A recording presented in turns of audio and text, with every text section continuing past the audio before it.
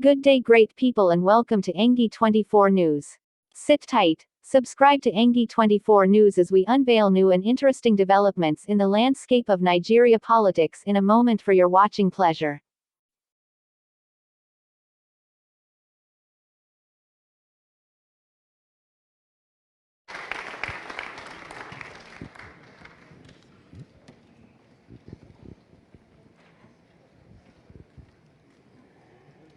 Let me very respectfully stand on every and all due existing protocols.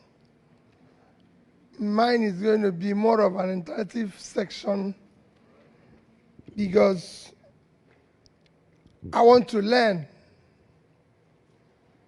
I want to listen to you. I want to listen to your questions, be able to answer them, and be able to take notes. As you've listened to Professor Tommy, who I've told you about what we're doing, we're not trying to run the usual politics where somebody is campaigning to be president or to be governor, to be anything. We're trying to bring a change in a collapsed system. And when we bring a change, bring a true change, a change that is committed where all of you and everybody is involved. We want to take back our country.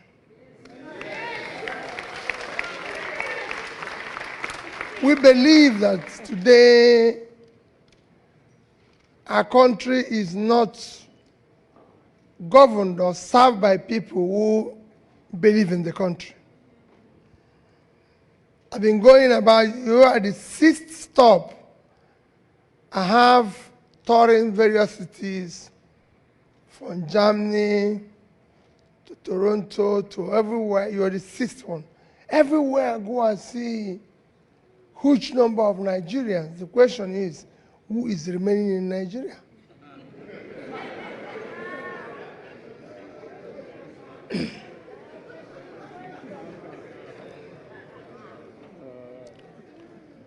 Those who are remaining are probably those who couldn't get out.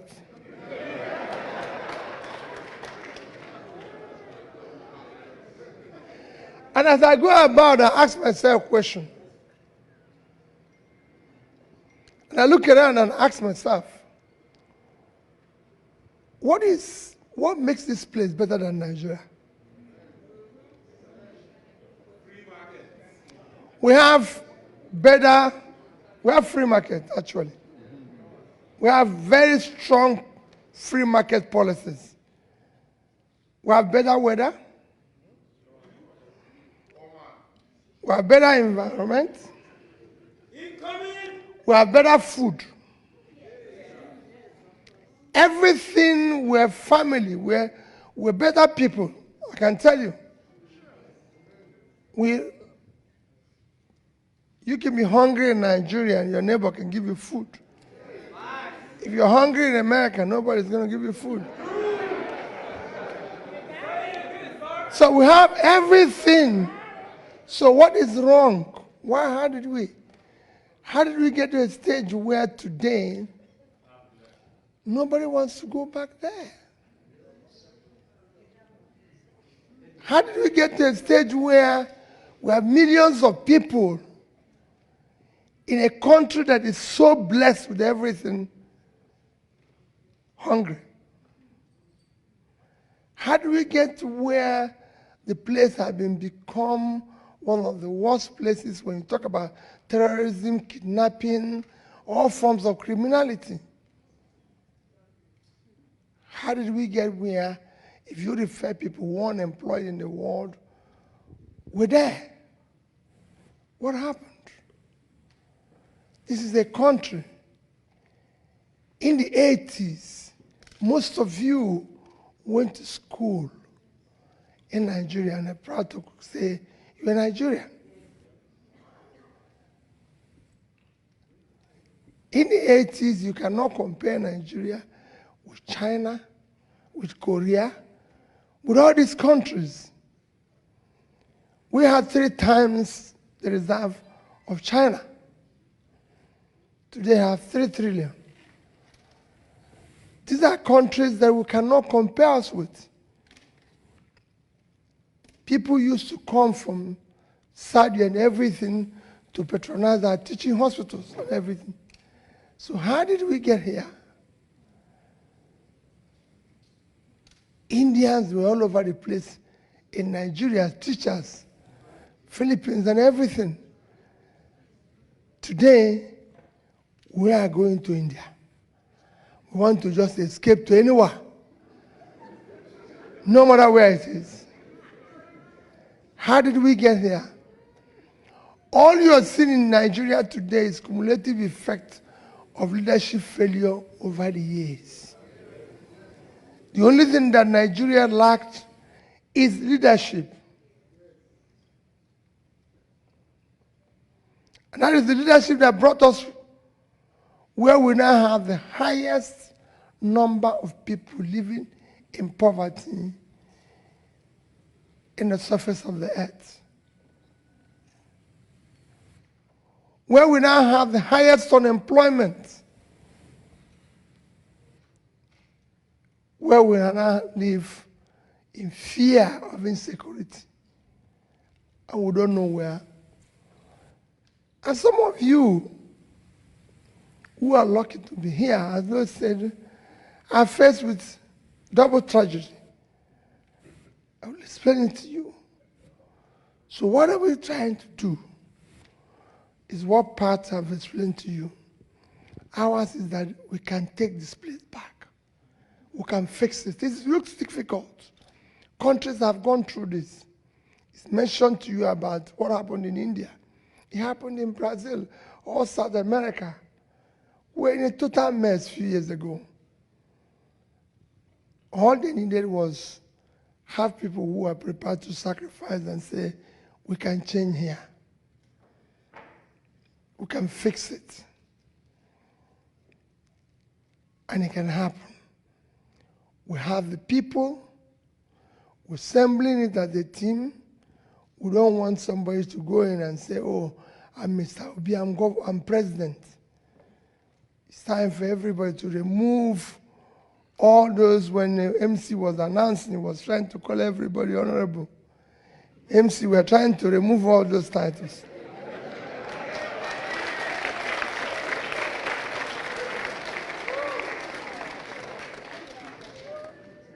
We want to remove the fact. We don't want to call people excellence again in Nigeria, because there's nothing excellent there again.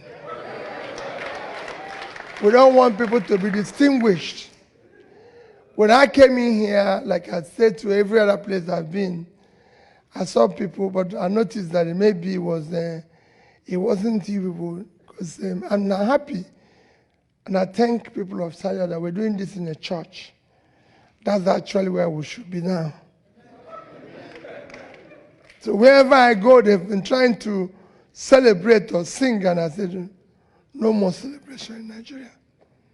It is time for us to get to work and fix the country.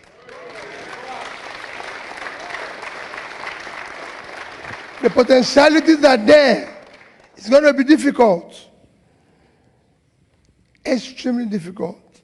Let nobody kill you. The next government is not going to be easy. It is going to be difficult. Very, very difficult, because your country is bankrupt. It doesn't have resources again.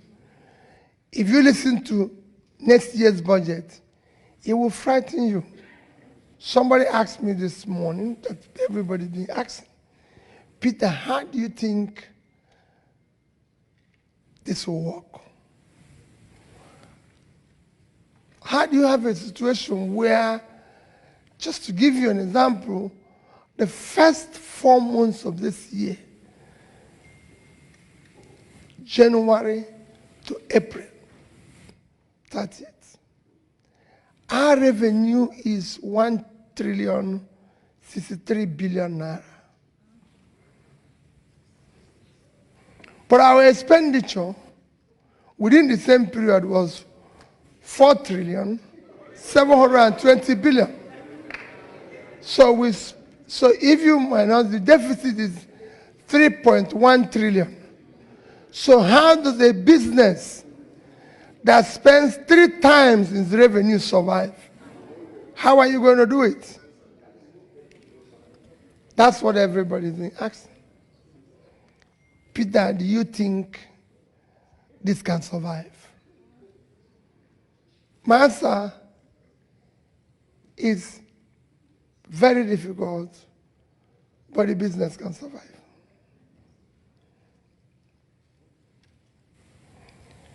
It can survive with borrowing money. Our next year budget is going to be about 18 trillion, and we're going to borrow 11. Again, the question is, how is this business going to survive? And I told somebody earlier this morning, I said to him, the business will survive.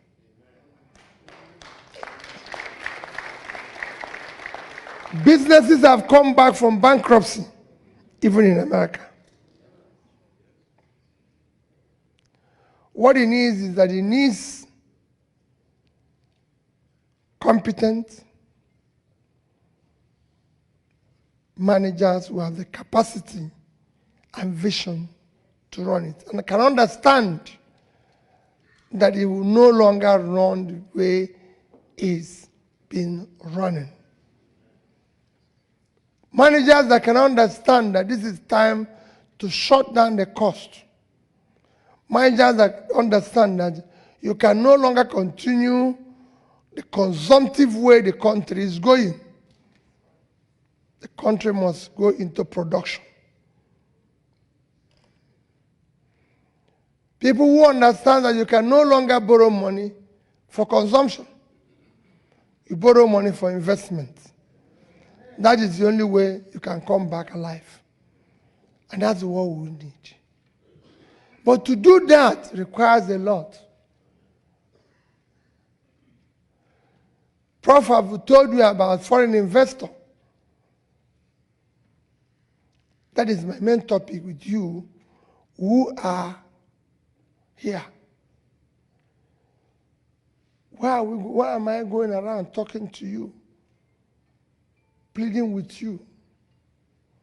One is that you are the main and number one and most important foreign investor the country requires. Nobody, no foreigner can come and invest in Nigeria unless you come and invest.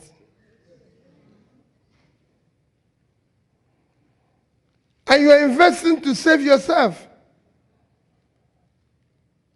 Because what are you doing today? Your case is a double whammy. You've run away because you think things are bad. That's why you are here. You didn't come here because you want to be here. At least 70% of you. That's true. You came because you ran away. But what is even worse for you? You ran away and you are not in a problem. Because here you are working very hard and you can't live in peace because the people you left behind, you have to take care of them.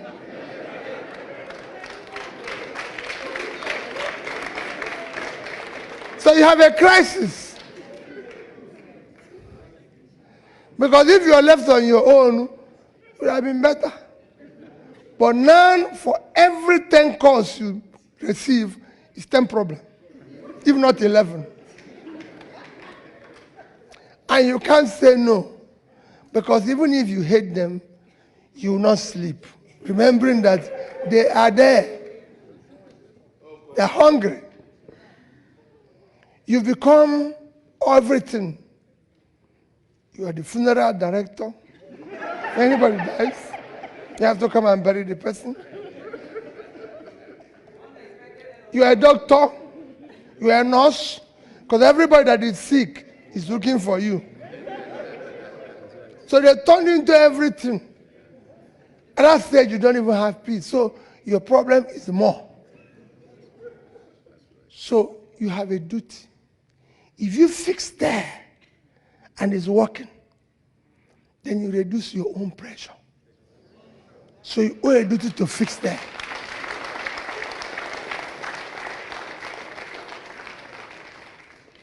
If you fix there and make that place productive, what do? You become richer. Today, Pastor told you, I know that for sure. I lived in the UK for 10 years. My neighbor, I live in my house. I live in number 66. My neighbor was in 64.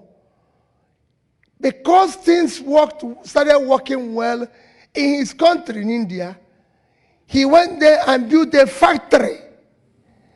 The factory employed people from his area. They were producing, they were being paid salary, and he was exporting the goods to the UK and making more money. All these tech companies you see in India, those who started them started from here. So in their own case, they were investing, they're making money, they became richer. In your own case, you're throwing money because you're not a welfare officer who is throwing his money there and you're not getting anything. So you're becoming poorer and the other people are not doing anything because they're not producing anything. So you're going to live your life and die doing welfare. No. If you have the place to work and it becomes productive, you are the first people who are going to come without your resources. That's what my neighbor did. He borrowed money from UK, mortgaged his house, took the money and built a factory. But you know today, everything you take back there is gone. No, no return. Nothing. Have you ever taken anything back and you saw any return? No. More complaint will come. In fact, before that one reach, they sent the new batch of wine you need to attend to. You can't even go back because of insecurity. Now people buried by Zoom. I've gone to burial recently. The children are talking to us in Zoom. It's only people like me that were there. So you see the crisis you face. So you must fix there. Because the problem of there is just leadership. Simple. Nothing else. Not anybody tell you, oh, there's a problem with that. There's no problem with Nigeria. Problem with Nigeria is that you hired incompetent people who don't have any capacity to do anything. So all they do is tell you in schools, tell you a story. There's nothing in securing a place. It's either you have a state or you don't have a state. You can't have non-state actors be more powerful than state. It's not possible. You can't have a state where they now tell you that people are stealing Nigerian oil. Oil is not something you put in your pocket. It's not a grocery thing. For you to steal oil, it has to be through ship. The ship have to come into your waters. Navy have to approve for ship to come into your waters. Because you have a navy. So it is being stolen by the same people. That's what Pat was trying to tell you. Those structures they tell you Peter Obi don't have is structure of criminality.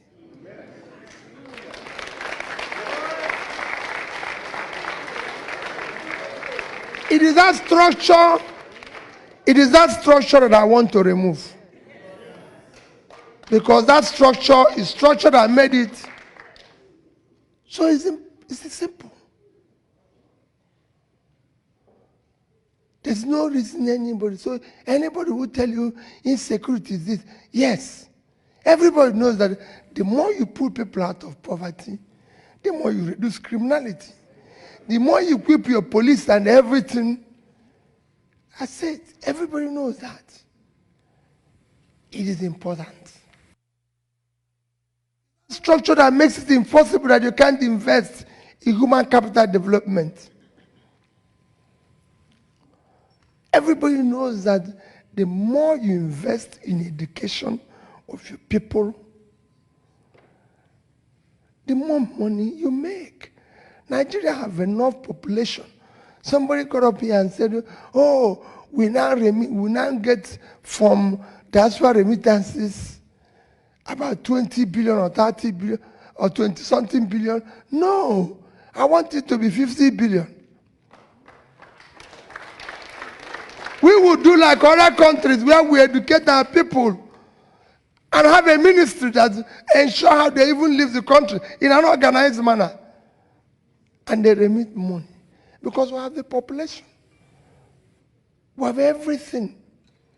We have a country with vast land, vast or cultivated land, and people are begging for food. It does not happen anywhere in the world, only in Nigeria. We have millions of people that are not contributing anything except disturbing you. People are stealing our commonwealth without conscience. And like I saw some of you are equally supporting them. No, it's true. I was governor. I used to visit here in America. And when I come, they say, this man has bought house here. This governor, the other one has bought house here. This one has bought house here. You can buy your own here. You can do this. And I ask them, why would Peter Obi own a house in America? Do I live in America? What type of madness is that? And all of you know that at the time you're advising this man, he never owned a house like I'm here now. I don't own anything in America. Nothing. Absolutely nothing. And you know that when this man was going around preaching and telling you people, he did not own a house. And suddenly when he now becomes president, he comes and buys it. And you people, some of you will even say he's doing housewarming. Some of you will even come and pray for him. When you know the exact thing to do, that they have to call police and tell him this man has stolen our money. Because you know where the money came from. It was your money. The man didn't own it at the time he was telling you. Now he will start telling you, I used to have money. So why didn't you buy it before? Why now? These are things we must. Let nobody tell you fighting corruption is not a problem. We cannot collectively. So when I say the leaders are incompetent, I also question the insane complacency of the followers. Because they just stay and allow people to celebrate. Everywhere I've been in the past 4 days, I've asked people and tell them my experience of traveling to America, or going to this and everything. That I asked the people in the plane when I was traveling, I said, I had 2 Nigerians with me. And I asked them one question. Why are we in this plane? Why did we follow this pilot? Did you people know where he came from? Everybody answered me, no. So why did we enter the plane? Thank you. Because we believe he's qualified to fly the plane. That was the reason why none of us knew the pilot. And I gave him another example, which I gave yesterday in Houston. That I once wanted to go and study in East Africa how education works. And because I was every other airline was exorbitant, I decided to find one that is cheaper. And I saw Air Rwanda. And then I bought the ticket of Air Rwanda. I've never flown them before. And then when I go home, And my wife said to me, Peter, have you flown a Rwanda before? I said, no. He said, Peter, I can't understand you. You just go and buy a ticket of the people, airline you don't know about, you don't know where they're coming from. I say, I'm sure the people there are pilots. They can't put plane on the air if they're not pilots because they don't want to die. So I'll follow them. Whatever happens, they will all die, including the pilot. But what happened? I said to them, when I arrived at the airport, everyone had a brand new Airbus aircraft. And I was saying to myself, fantastic. And I got in there, only about 3 of us in the business class. And then when the plane took off, somebody came out of there and said, I'm the captain. My governor, good afternoon. And I said, so who are you? He said, there's 2 of us here. The pilot and the co-pilot were Nigerians.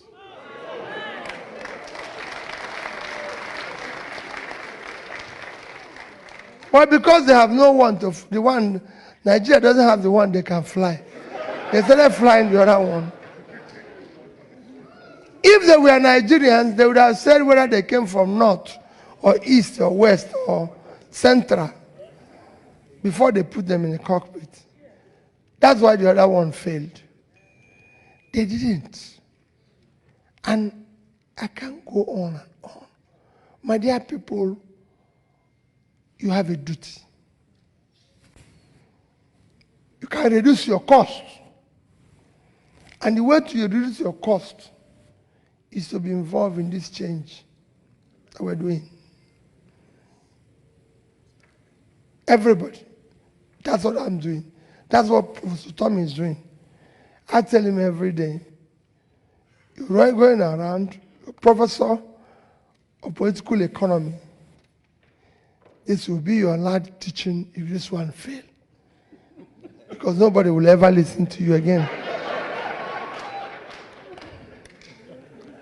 So that's why we're getting people, more and more people, and say, let's come together and fix this place. Let's come together and fix it. It is difficult, it's doable. All we are saying is that it's not going to change overnight. But we want people that can come and say, we are moving from point A to B. When they get to B, they stop. Somebody comes and moves from B to C. We're not asking too much. And this is doable everywhere. In 20 years, Nigeria can generate more than 4,000 megawatts of electricity. Tell me what is that in generating power. We used to have pipe-borne water even in the streets. We used to have electricity. They used to take like 2 hours and people were shouting, 2 hours, 3 hours. Now it's become days. You are the one saying, and you're still sending money. That is why you spend less of that money, let's change them. Otherwise, it will be forever. Now it's become weeks for nothing. What is that? Nigeria is a country of 200 million people. The biggest country in Africa.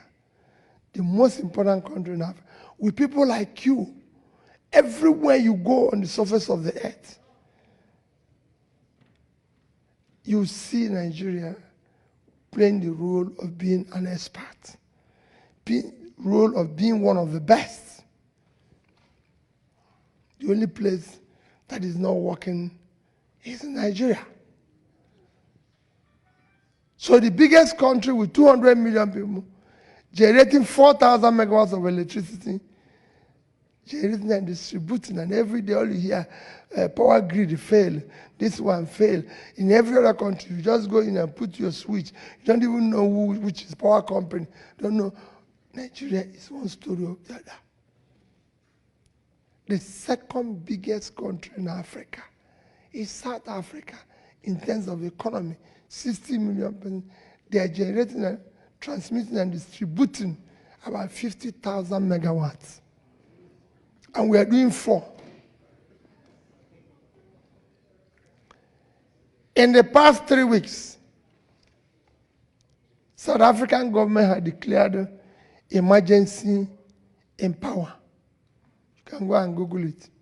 They declared emergency because they said the power is not enough, it's affecting production, it's affecting this.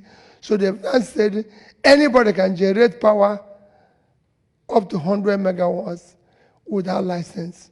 So somebody who is generating about 50,000 have declared emergency.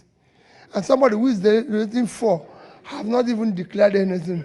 When he should have done, what he would have done now is not to declare emergency, but I don't know what he would have declared. Maybe only God knows what he would have declared. But he has not declared anything. It's still normal.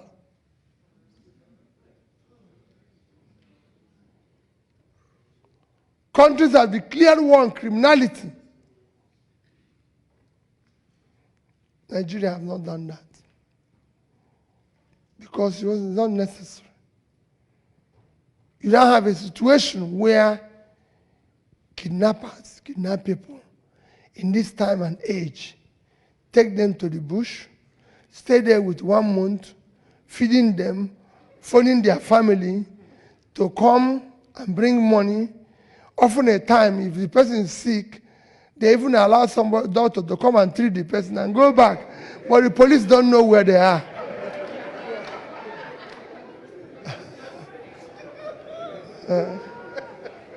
The only person who don't know where they are is police. But doctors know where they are. To go and treat the person if he's sick. So they wait. At this time and age that if you call phone anywhere, everybody know where you are. They are using phone, they are negotiating with the families. And the families are telling people, police, that they called this morning, but they don't know where they are. These are the confusions we want to stop. This is what we want to stop. We want to stop people from stealing public money. They will tell you, no, you can't stop corruption. And nonsense. We know those who took the money. It's very easy. The easiest thing you can fight is corruption. We have all sorts of things. We want to cut down the cost of governance. It is totally unacceptable. You make Peter Obi governor, he becomes the richest person in the state. In any country where politicians or those in government are richer than business people, the place is failed.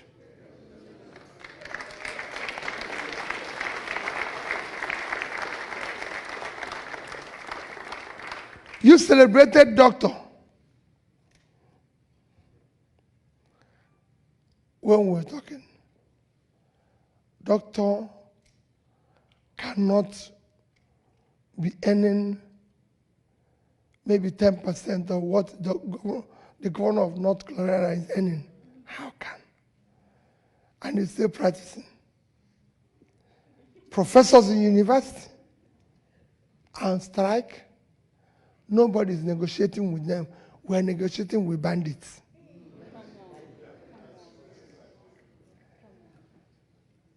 Corruption kills 3 things a society lives. It kills entrepreneurship. It kills professionalism and hard work.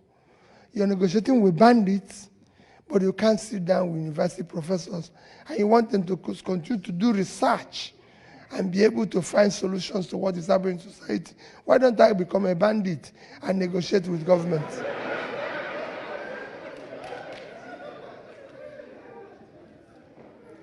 That is the crisis you face. So, my dear people, with you, we can solve this. We're in a church today. With everything Pastor has told us, God will not solve it. He's God of the whole world. So those, even said it in Bible, those who don't want, even the little they have will be taken away from them and given to those who are serious.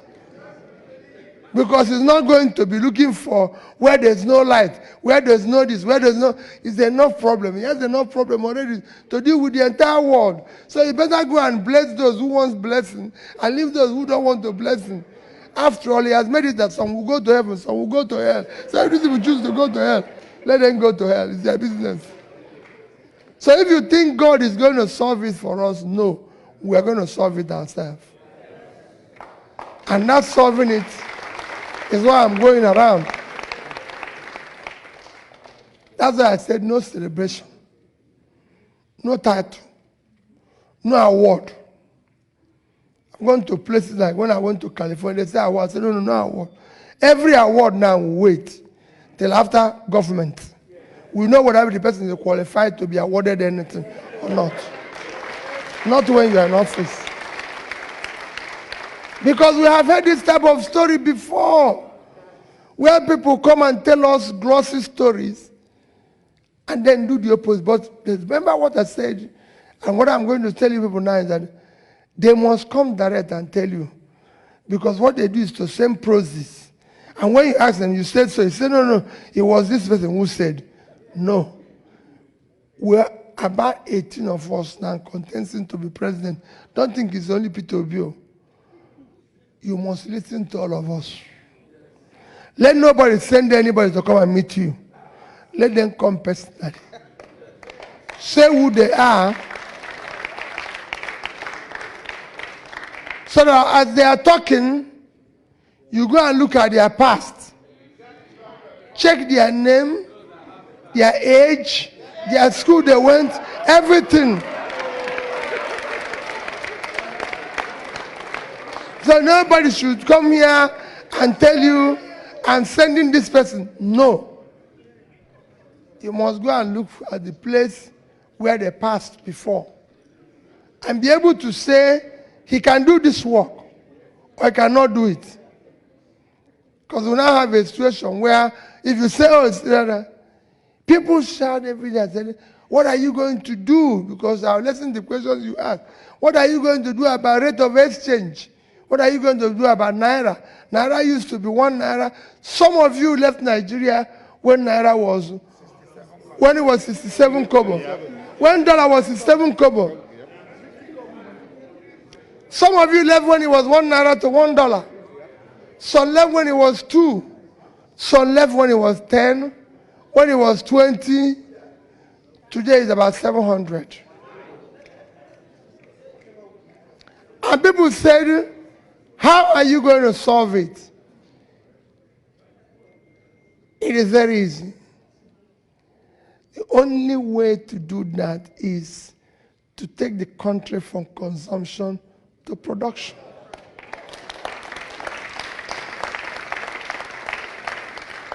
If you produce goods and export, if you produce goods today and export, you stabilize the Naira and the rate will continue to adjust. It's a simple thing. If you produce goods and export, here you're raising your hand, we'll talk about it, you continue to manage your own. It's a simple thing. And I can give you examples of countries that have done that. Because mine is a very simple thing, is to say, ABCD country has done it. I'm a trader. And I know that the more goods you sell and have a better balance of trade, and you earn more dollar.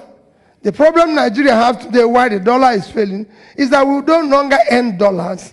We no longer have dollar resources. If we have dollar resources today, you continue to stabilize and the rates the same. Every other thing can be, but this is the basic thing you need to do. That is what you even need to do to make the economy work.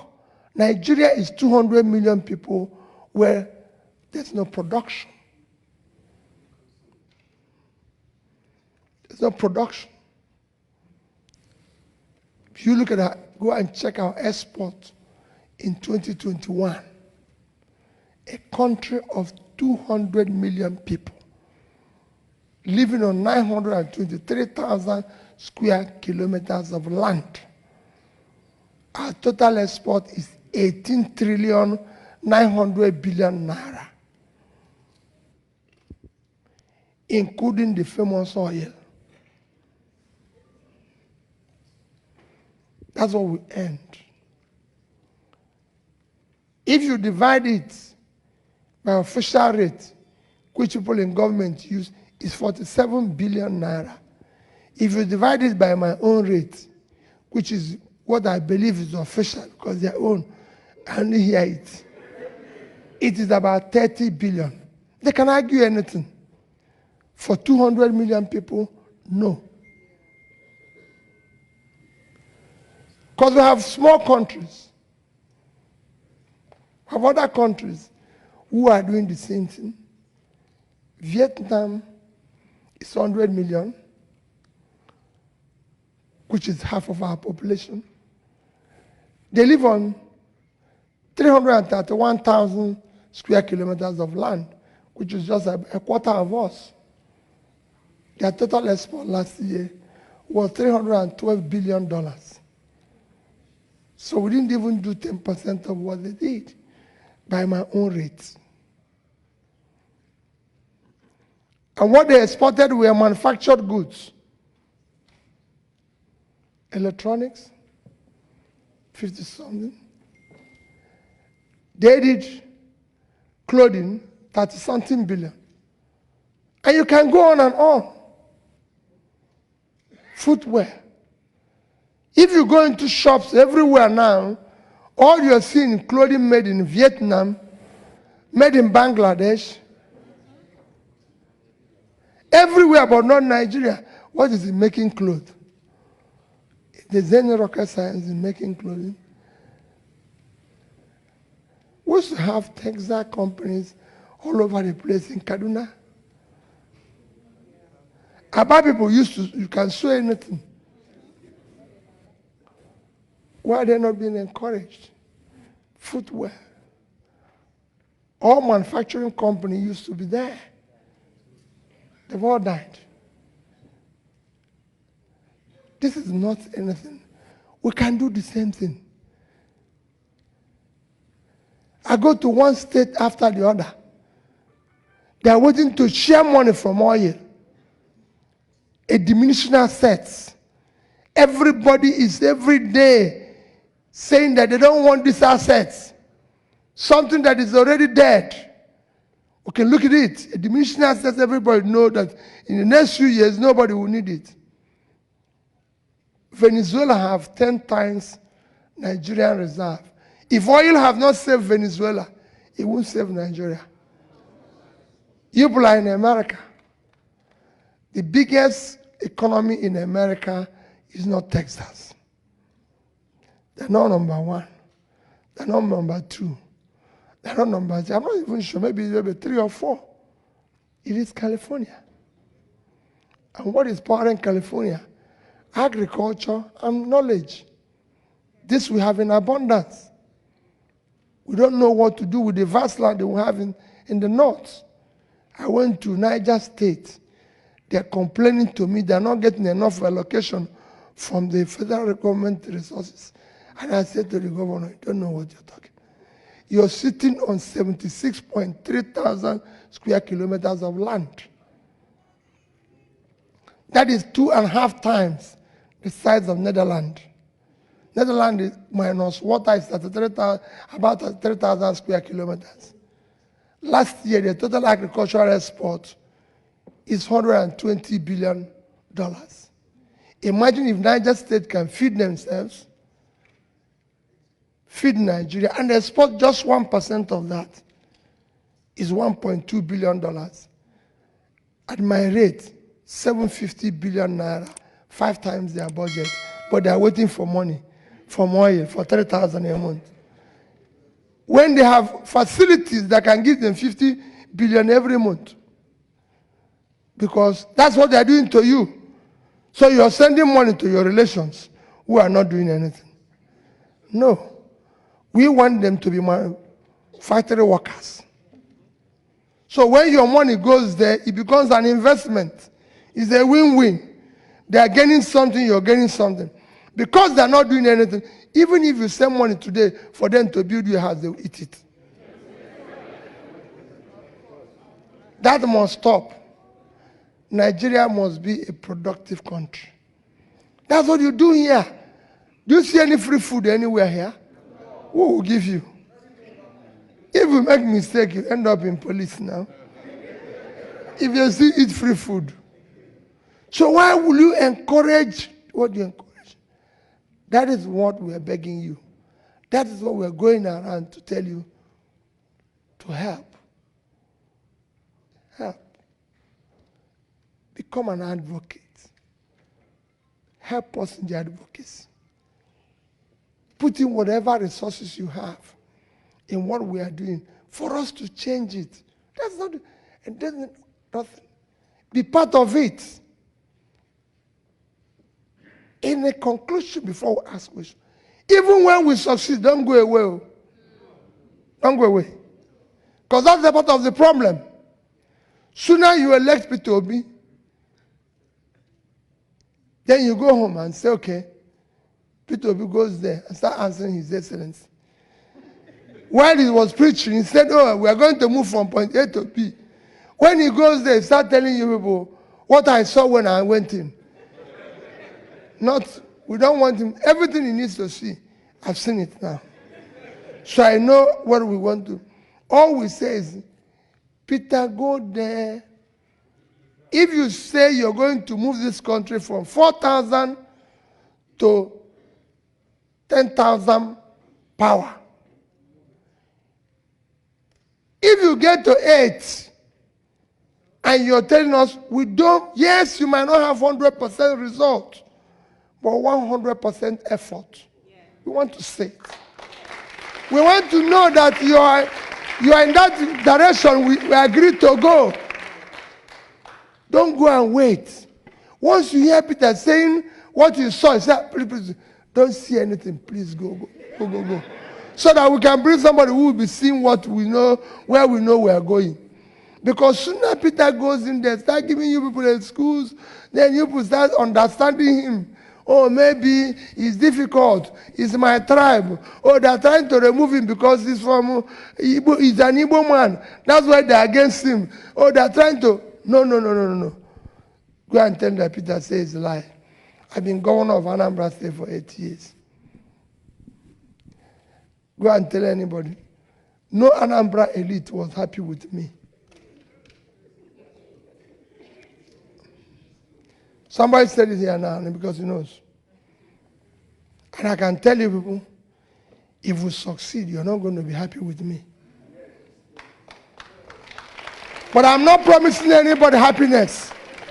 It's not a happy time. Anybody who wants happy people can go and look for entertainers and comedians.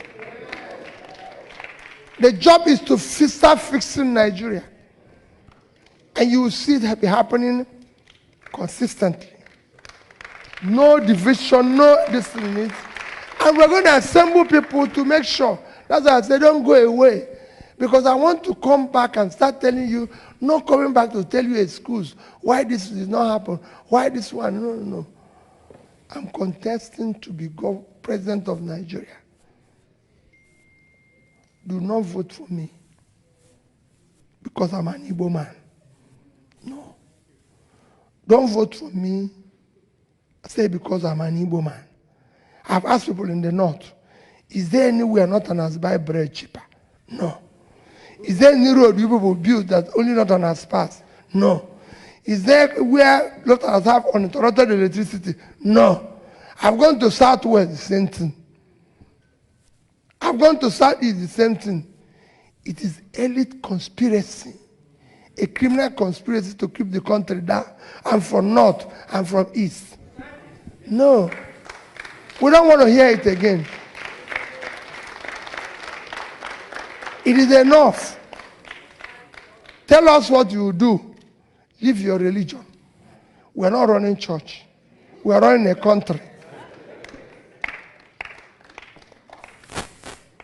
It's not going to be about connection.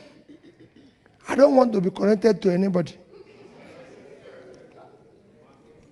If you look at everywhere I've gone, I refuse them to read out my CV. I have a reasonably good CV. But I refuse them. In Toronto, they insisted, but Peter, people want to know, you were in Oxford, you were in Cambridge. I said, no CV. Educational qualification is not a measure of integrity. We are looking for those who will not steal our money again. And it has nothing to do with educational qualification. Because there's thief equally among those people who have PhD. There's some like part of Tommy who have it without stealing. There's some who steal. So we want to remove certificates. Everything will come back. When things start going well, we'll bring them to the table. That's what we want to do. We now want to see that change come. We want to make it work. Because it has worked in other countries. So it's not something that is impossible. That is why we want it to work in our place. That's why I said when we succeed, don't go away. Stay there. Be the gadfly to know when the wife started wearing the type of diamond they were not wearing before. And say, something has changed. Where did this woman get the money? Is buying this. Because this is a confusion we create. The wife will now start wearing something he's not been wearing before. And everybody says it's gorgeous, but it's our money. We want the money to go to school. We want to put it in education of our children. We have now overtaken India in infant mortality. A country of 1.4 billion, a country of 200 million have overtaken them. We want it to go in saving the life of our children, not for the wife to be wearing diamond. There's no amount of diamonds, sorry, you will wear for that poor country that will make you a rich country. No. So it's time to remove all sort of gorgeous dressing and face school, face health, face everything. That's what we want to kill.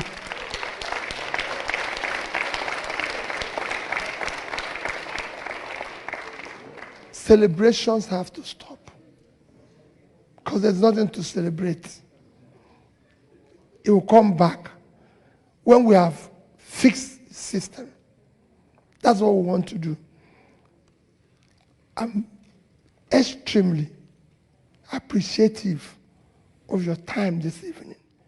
But remember, you have no other country except this one, called Nigeria. Even if you like, be a citizen of America, Japan, Britain combined. They will say, ask you in a form you feel, your original, and you put Nigeria. While you say where you nationalize, you must say where you started this journey. So since you are going to say it, election 2023, remember what I said, will not be about tribe, religion, or my turn, or connection, or anything. It is going to be about character, competence, capacity, commitment to start turning around Nigeria. Thank you and God bless you.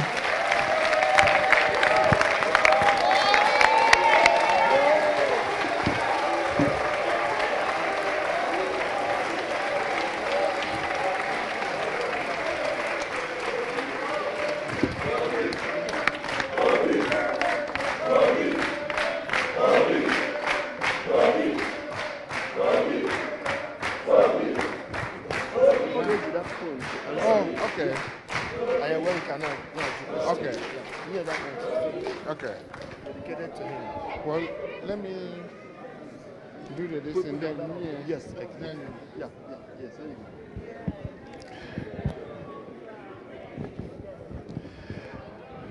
Ladies and gentlemen, can I please hear another big hand of applause?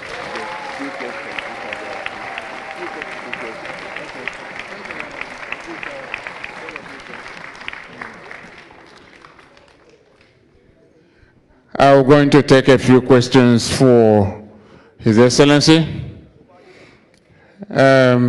Just get seated. We have a process this evening. If you have a question, we need you to text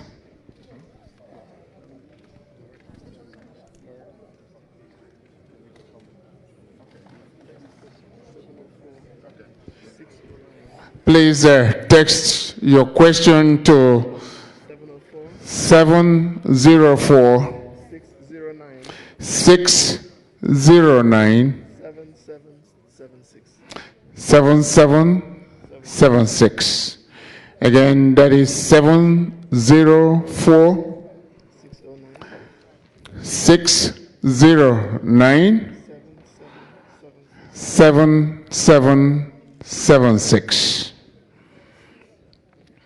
And Chief John Obika will handle the questioning. As soon as he gets your question, he will read it out, and His Excellency will answer it.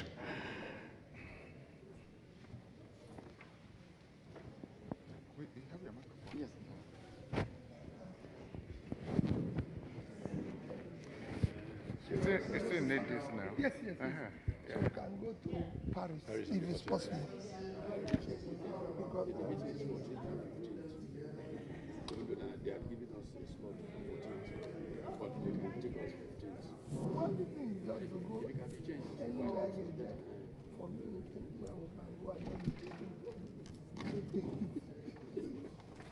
Hello.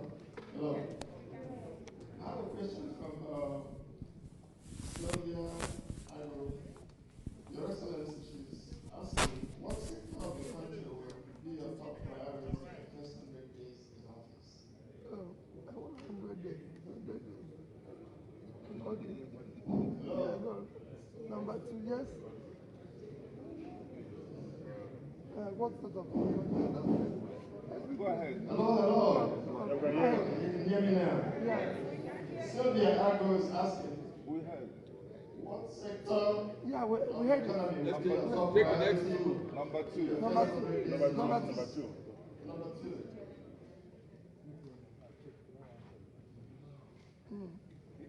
I have another question from I don't even bother where it's moved from. Number 5.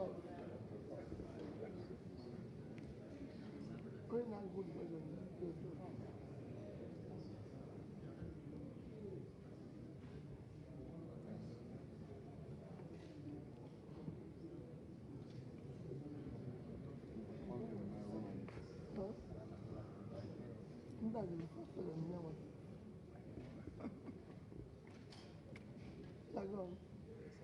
We're listening to you. You want to answer one? No, just about 4, 5. Okay.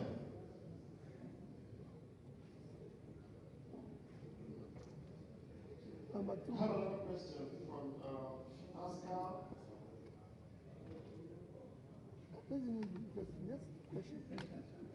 The person will know it's wrong. The tariff on goods, especially cars, trucks, and heavy equipment, have increased by 200 to 600% since the present administration, in the last 2 months, increased them arbitrarily without consultation of stakeholders like importers, consideration of the negative impact of Nigerian poor players. How are you going to address this as president? Second question from Pascal. My question is, how are you going to encourage manufacturing considering you are promising a production-based economy bearing in mind our tariffs now is hostile to this concept. In the same token, Nigerian customs are on the road and hinterlands harassing importers who have paid their duty at the ports, making it difficult for them and the general citizens of Nigeria to absorb the cost of these bribes and extortions.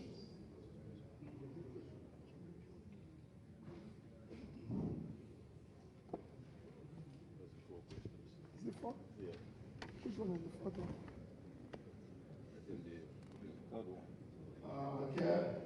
Continuing with questions, Your Excellency. I have a question from the panelists. What would you do to support the Pan-Africanist movement, the ECOWAS, that is seated in Abuja?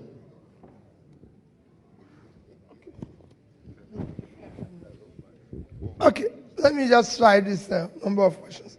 First is, where will you concentrate? What will be the priority when you start? Well,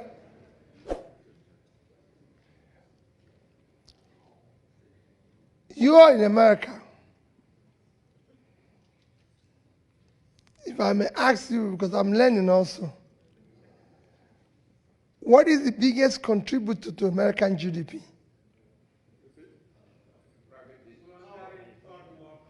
Huh? No. Gone, eh?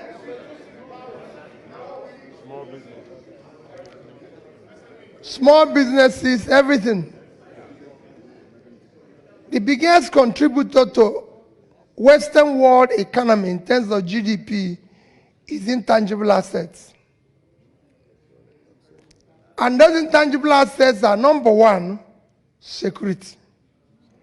The only reason we're here, without any of you thinking how to go home, is because you're sure you'll get home. The investor, including local one, has to be alive to enjoy his profit. Number two is law and order. Because I'm sure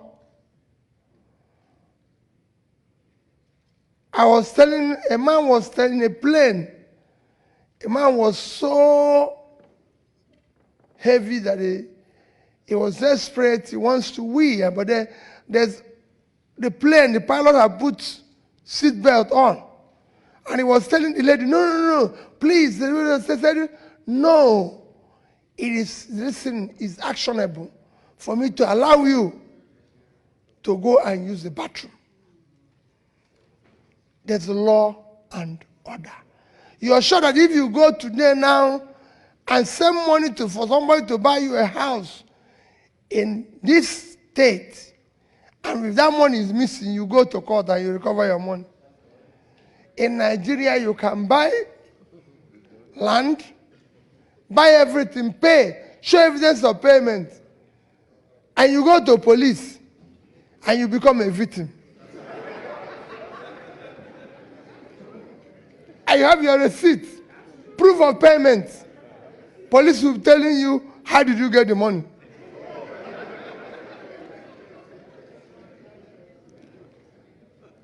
This is what makes a society.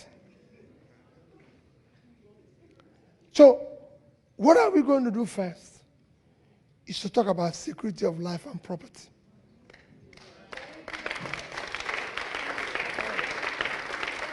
Because we want the people to be safe. And to do that is not too sophisticated. Today, our police people, we have, in terms of manpower, it is very low. We have about 320,000 police personnel for a country of 200 million. Egypt, with 100 million, have over 1 million police. So you have 320, out of which about 70 are the ones that are following people like me. So if you minus them, you have 250. So you need to increase it aggressively. You saw the governor of Katsina State saying that they have only 5,000 police. And out of that 5,000, if you go to any station, only 1 out of 3 is armed. So even if there are 250,000, maybe only about 100,000 have ammunition. So you need to double it for a start. Imagine what it will be when you do that and you can secure the place. One is that in doing that, you're going to create jobs for about 250,000 to 500,000. Somebody asked me, I said, if you go to my village, there's so many young people, because you're doing this through central and state police. There's no reason why we won't have state police. All these excuses they are giving you is nonsense. We have community police, if that is what we need to require. As governor, I was paying vigilantes in every village and even bought vehicles for them. I bought vehicles for every community. If you do that, it's very easy. By giving that number of people job, you've already started reducing the criminality, because they have a job and they will be paid. Today, our minimum wage is 30,000. You might say it's nothing, but so many people don't even earn 10.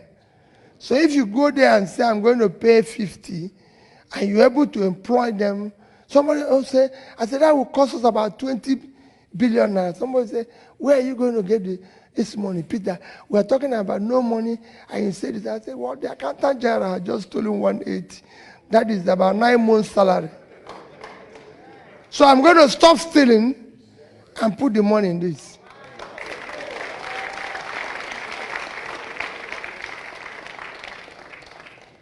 So that's where you start. Then you bring law and order. We must have law and order. And it starts from the top. You who is the president or governor or anything must obey the law.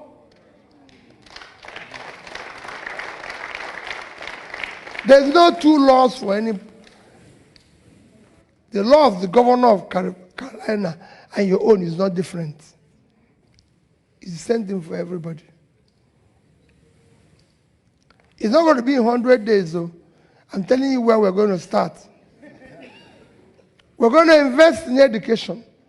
Nigeria has very low human capital. So we're going to invest in it. And that's where we will start. And it will be aggressive simultaneously. We're not going to leave this one and do this one. We're going to do it aggressively. On issue of customs and tariff, there's tariff all over the world. Tariff is not our problem. It's to get the custom to understand that it's not a revenue collecting agency, but a business supporting agency. By changing his mentality, there's no reason why somebody will import goods into Nigeria and it takes several days or months to clear his goods. No. The tariff is not the problem. Custom is not meant to be on the road.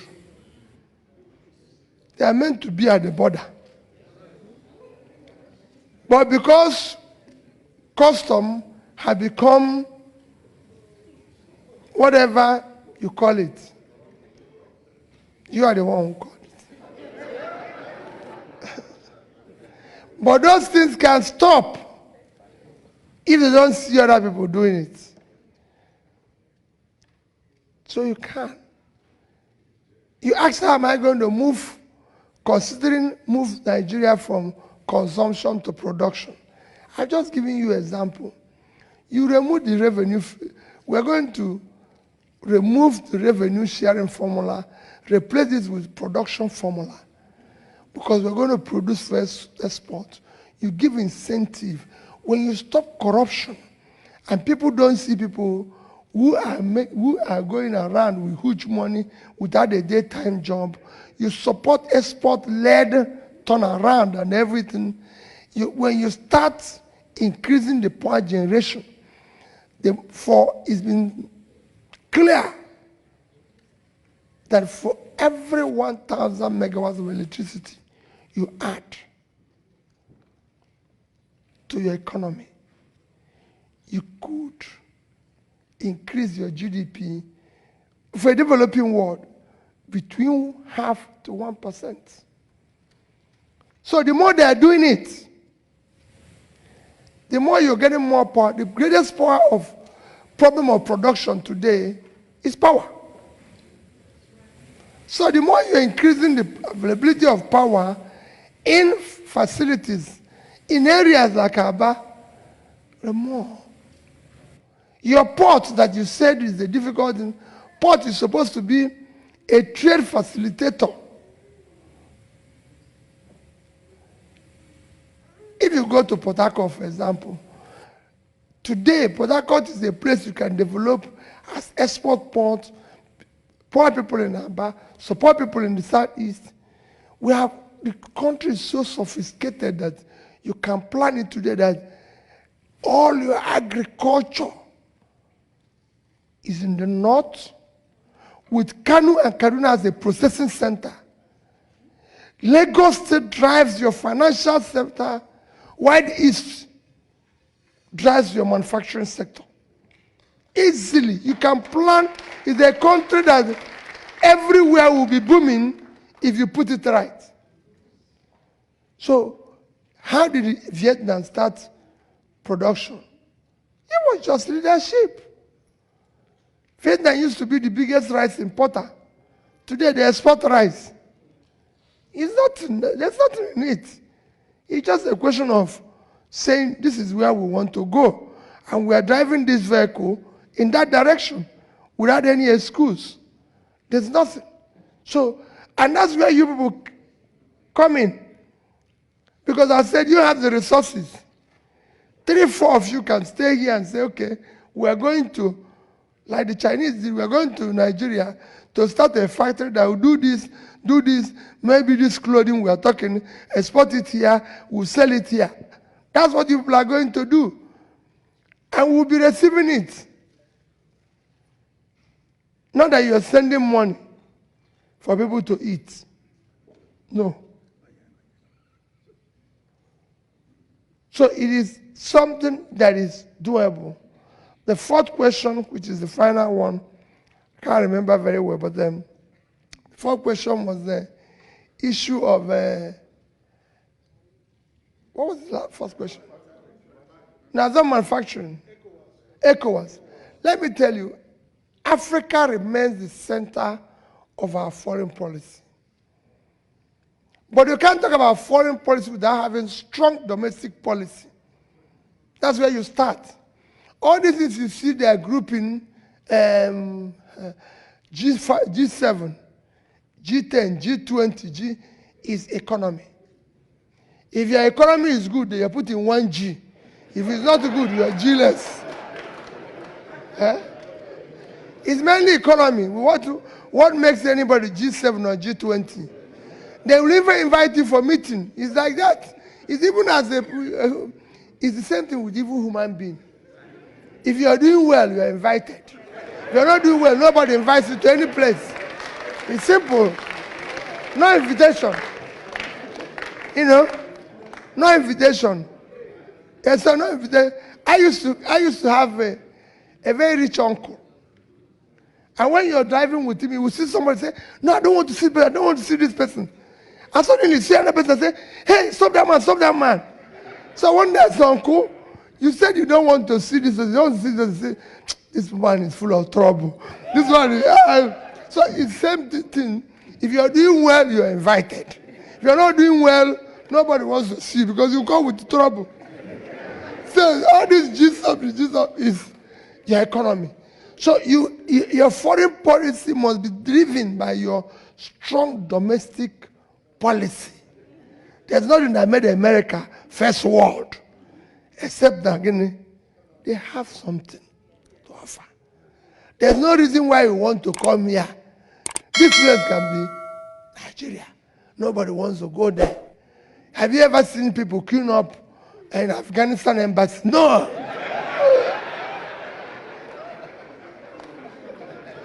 they give it to you free. You don't want to go. So it's a simple thing. So we will do the right thing. Africa will come. There's a time we used to be peacekeeper for everywhere in Africa. That was when we were doing well. There's a time when we talk, other people shake. Now if you talk around, they tell you because they know you are weak. They say, "What? How are you talking like that? Who are you telling that?" Because they know you're weak.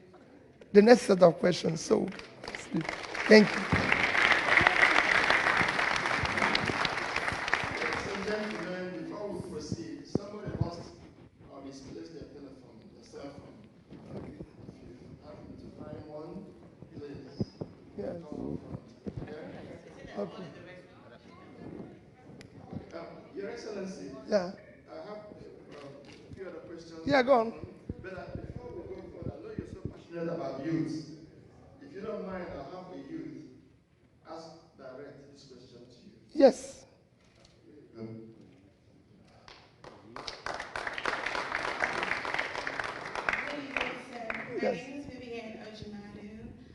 my bachelor's degree is in health systems administration, and I'm a dual master's student in healthcare administration and health IT and analytics. How will your administration grapple with the crippling healthcare system in our country, i.e. intended policy development? Will your administration look